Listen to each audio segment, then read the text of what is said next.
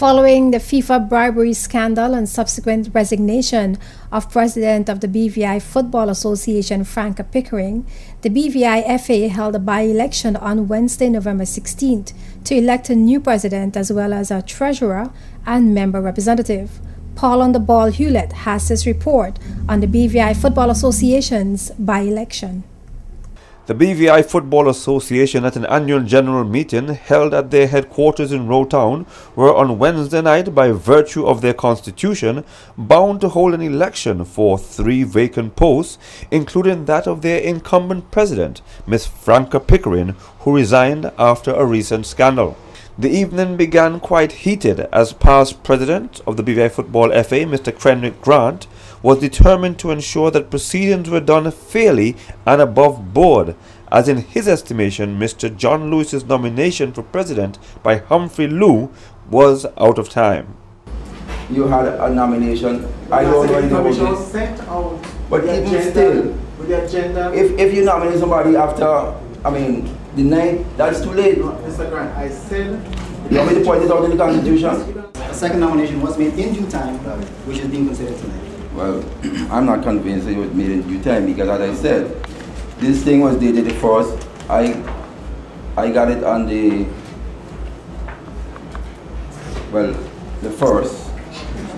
Because, well, I could verify when I got it, but I know I got it on the 1st, and it doesn't have John Lewis on it. So if anything changed, as I'm saying, I wasn't informed. Nothing was sent to me. Lawyer and local manager of the Bvi-FA national team, Mr. Ricky Davis, was then asked to clear the air and give the legality of who is eligible to run as president of the Bvi-FA. All members of the executive, other than the president, the first vice president, and the second vice president, shall have been resident in the Bvi for 5 years or more. The president, first vice president, and the second vice president shall be nationals or belongers of the British Virgin Islands. The 2 candidates next had a chance to say what they would do for football in the Bvi if elected. First up was John Lewis, followed by Andy Bickerton. The election was overseen by Bvi Olympic Committee Executive Director Mr. Cleve Farrington, who also counted the ballots and declared Andy Bickerton as the winner. Andy, name. Unanimously.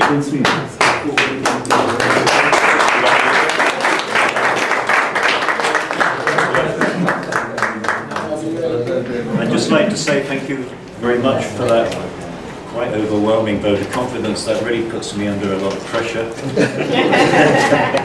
But I certainly look forward to trying to help take football forward and working with you all. Thank you. The second position, that of treasurer, was filled by Mr. Andy Davis. It's going to be a tough task ahead. I know anytime we talk about money, it's always a ticklish issue, trust me. And so far, you know, especially looking at the finances over the years, I know it's not going to be an easy task, but hopefully with some patience and with the help of the executive and the new president, we'll be able to move forward. And that's the whole aim, that's why everybody's here, to move football forward, and that's my thanks.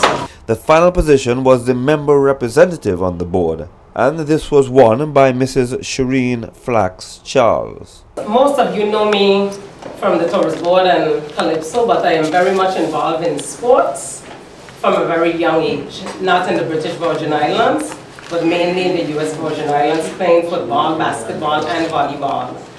What I will say about myself, I will endeavor to assist the members, and if any of you know of my reputation, I am a doer, and you don't be afraid to contact me with whatever issues you may have as it relates to members within the organization. Thank you very much for your vote of confidence, and I look forward to working with you and for football in the Bvi. For JTV Sports, I am Paul on the Ball.